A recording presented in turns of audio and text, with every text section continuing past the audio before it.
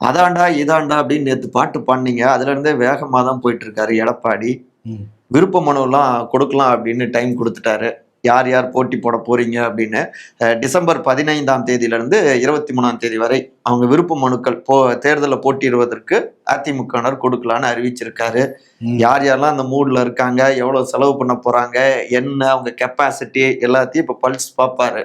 ஏற்கனவே அமமுக அது மாதிரி கொடுக்க சொல்லியிருக்காங்க. அமமுக தான் ஆரம்பிச்சது. அதுக்கு முன்னாடி நாம் தமிழர் 100 வேட்பாளர்களே அறிவிச்சிட்டாங்க அவங்க. பல கட்சிகளும் இன்னொரு 4 மாசம் தான் இருக்கு. இப்படி திரும்பத்துல ஓடி போயிடும். வேகமா செயல்படணும்னு நினைக்கிறாங்க.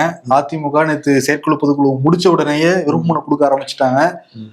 இன்னொரு பக்கம் பாமக, எந்த பாமக, அன்புமணி பாமக, அவங்களும் வந்து இந்த விருப்ப மனு கொடுக்குறாங்க. டிசம்பர் 14 இருந்து 20 வரைக்கும் வாங்க வந்து வாங்கிக்கோங்க அப்படிங்கிறாங்க. ராமதாஸ் தரப்பே கொடுக்க போறாங்கன்னு தெரியல.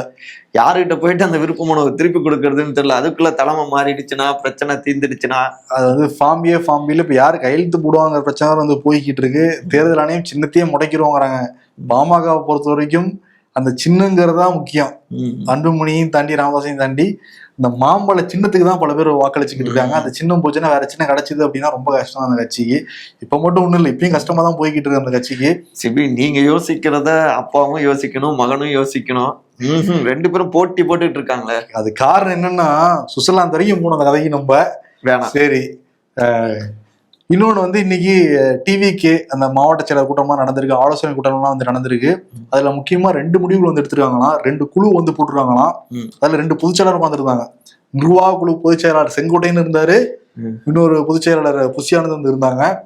என்ன முடிவு அப்படின்னா, கூட்டணி பேச்சுவார்த்தைக்காக ஒரு குழு, தேர்தல் வாக்குறுதிக்காக ஒரு குழு, மொத்தம் 2 குழு. 3வது குழு ஒண்ணு போடலாம், விஜயை கொஞ்சம் சுவாரஸ்யமா பேசுறதுக்கான ஒரு குழு. பேச சொல்றதுக்கே ஒரு குழு போடுங்க, அப்படிதான் இருந்துட்டு இருக்கு. நம்ம ஒரு உயிரோட்டம் இல்லாத ஒரு ஸ்பீச் இருந்தா எங்க மக்கள்கிட்ட வந்து எடுபடும்.